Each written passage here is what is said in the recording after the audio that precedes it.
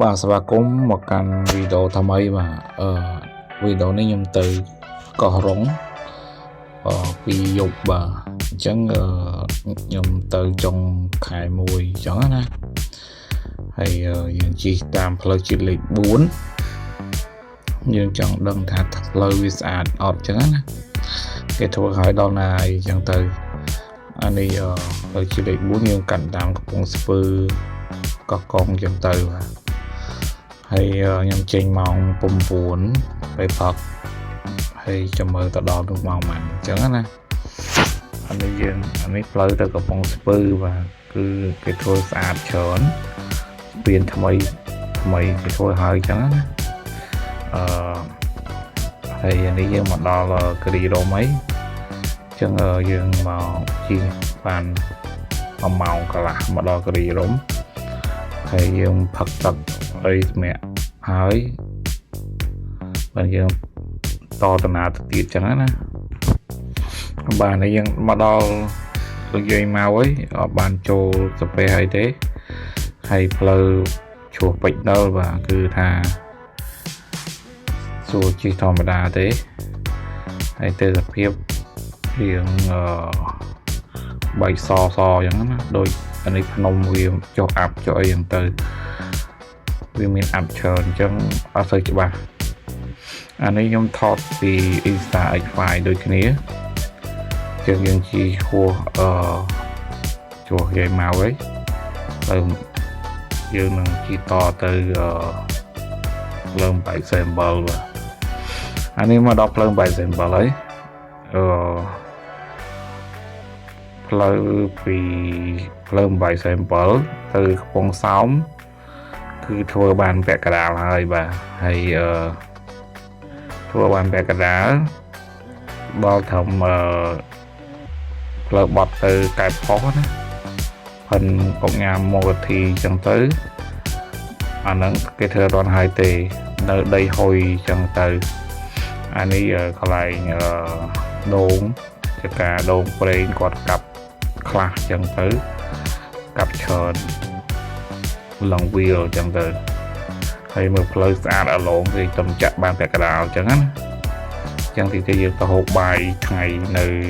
វារិញបាទ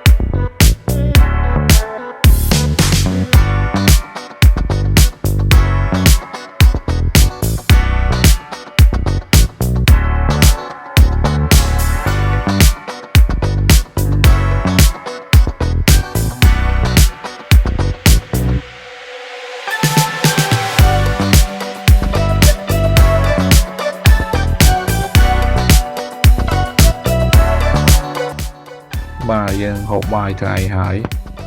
ម៉ោងប៉ាជាពី10កន្លះ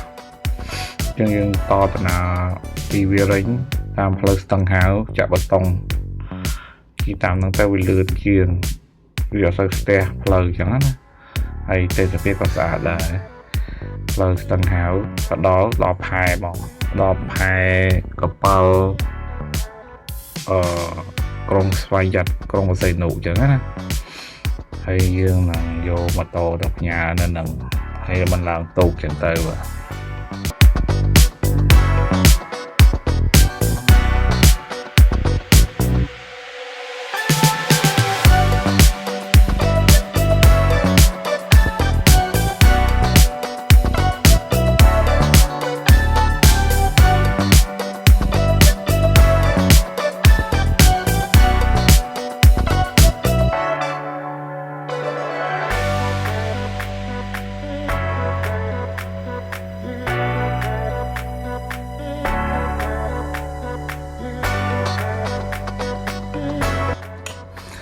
បាទឥឡូវម៉ោង1កន្លះហើយយើងមកដល់កំពង់ផែឡើងទូកអញ្ ចឹងយើងយកម៉ូតូទៅផ្ញើនៅឃ្លាំងគេទៅហើយមួយថ្ងៃ4000យើងទៅលេខ2យប់អស់8000ចឹងទៅហើយសពុតទូកមាន25រៀលទាំងទៅទាំងមកចឹងណាចឹងយើងអាចជិះទិញតែទៅបើយើងទិញតែទៅទេអស់14រៀលបើយើងទិញទៅមកអស់25ចឹងណាហើយបើយើងចង់សេវឡយយើងអាចមកវិញយើងជិះទូកដឹកអវ៉ាន់គេក៏បានដែរអាហ្នឹងសបុតមួយតែ5រៀលទេអាហ្នឹងដឹកទូកដឹកអវ៉ាន់នៅផែផ្សេងណាអាហ្នឹង5រៀលជិះ2ម៉ោងបានទៅដល់បើនេះជិះបាន40នាទីទៅដល់ចឹងណាហើយនេះយើងជិះដំណើរចេញទៅឃើញមនុស្សច្រើនពេញទូកហ្មងបាទហើយមានក្រុមហ៊ុនផ្សេងទៀតបាទមនុស្សច្រើនមួយថ្ងៃទៅតែកោះរងហ្នឹងចូលរាប់ពាន់នាក់ចឹងទៅហើយខ្ញុំខានជិះទូកយូរអីដូចខានជិះយូរមែនតើហ្មងតែចូល10ឆ្នាំហ្នឹងទូកអបម៉ាស៊ីន4បាទម៉ាស៊ីនលឿនបាទ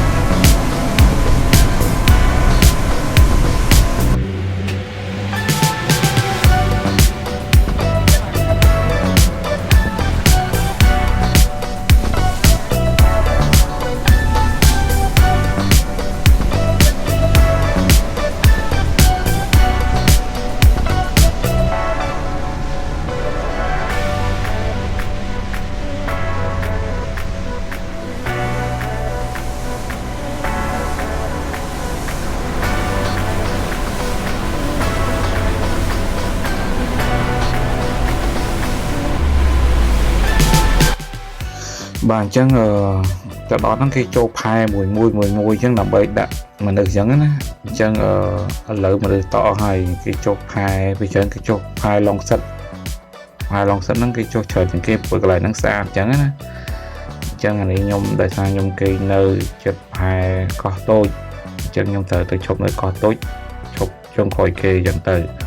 អញ្ចឹងមនុស្សគេចេញអស់ហើយចឹងទូកនេះមាន2ម៉ោងចេញមួយ2ម៉ោងចេញមួយចឹងណាឥឡូវខ្ញុំមកដល់ផែកោះតូចហើយ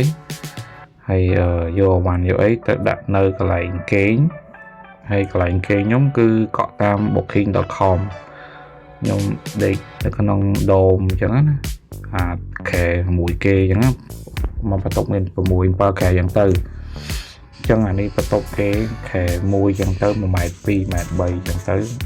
ដេកម្នាក់មួយมันបន្ទប់20000มันរក20000ចឹងណាតាមកន្លែងខ្លះ7រៀលខ្លះ8រៀលចឹងទៅអញ្ចឹងយើងអាចសេវធូរថ្លៃដែរបាទបន្ទាប់មកខ្ញុំជួលម៉ូតូគេមួយថ្ងៃ$9គេយកចឹងណាជួល2ថ្ងៃហើយมันមកលេងនៅឥឡូវម៉ោង3ម៉ោង4ល្ងាចអញ្ចឹងខ្ញុំទៅចិត្តហ្នឹងចឹងអានេះនៅឆ្នេរ Long Beach ឆ្នេរហ្នឹងគឺសាច់ស្អាតដែរបាទមកជួរហ្នឹងឆ្នេរហ្នឹងគឺជាប់ជាមួយនឹងកន្លែងRoyal Resort ណាតែកាត់មេងគេបាត់ហ្នឹងចឹងទៅកន្លែង resort គេយើងចូលបានទេយើងបានតែនៅកន្លែងឆ្នេរជាប់គ្នាចឹងទៅឃើញមានប្រាំងមានអីមកលេងចឹងណាហើយទៀតលេងបានបោះដ្រូនបោះអីចឹងទៅហើយយើងដើរលេងថតរូបចឹងណាហើយចាំមើលដ្រូនទាំងអស់គ្នា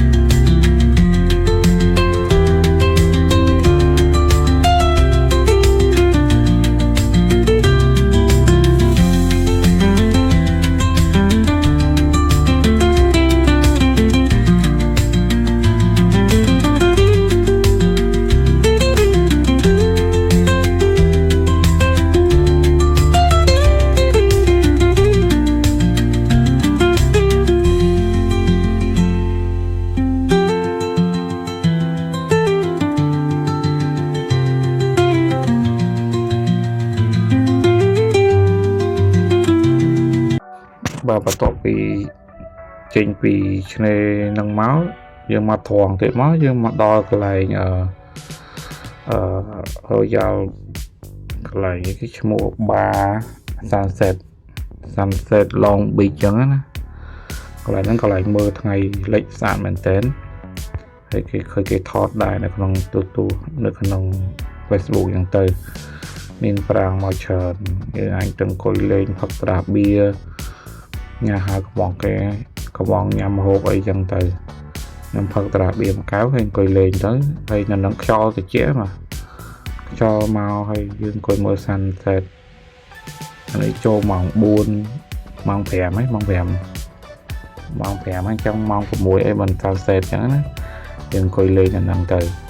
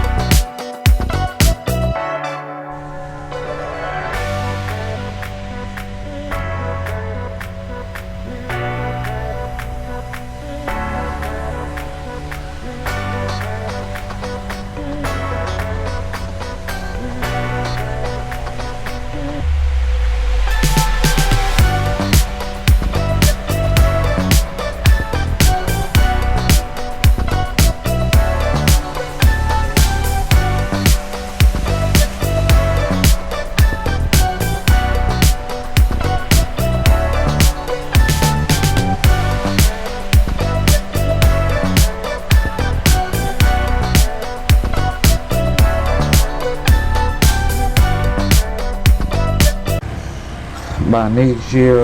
ពេលយប់នៅភូមិកោះតូចគឺខ្ញុំជិះម៉ូតូឲ្យមើលពីដើមដល់ចុងអញ្ចឹងណាមានអីខ្លះចឹងទៅពេលយប់ឡើងគេលក់ BBQ មួយចាន5រៀលចឹងទៅហូបម្នាក់ចែកចឹងណាមាន BBQ មានអីផ្សេងទៀតចឹងទៅក៏មកតាមហ្នឹង burger មានអីតាមហាងមួយមានត្រាបៀអង្គុយផឹកមើលគេមើលឯងចឹងណាហើយនេះយប់ឡើងជិះជាបាទខ្យល់ជិះជាមកគឺបានបោះតង់ដល់ក្រៅជាស្រួលហ្មងប៉ុន្តែខ្ញុំអត់ដឹងថាគេឲ្យបោះតង់អត់ទេលើឆ្នេរហើយនេះគេលក់អីតាមផ្លូវនៅភូមិ23នៅភូមិកោះតូចអញ្ចឹងណាអញ្ចឹងតាមដានបងប្អូន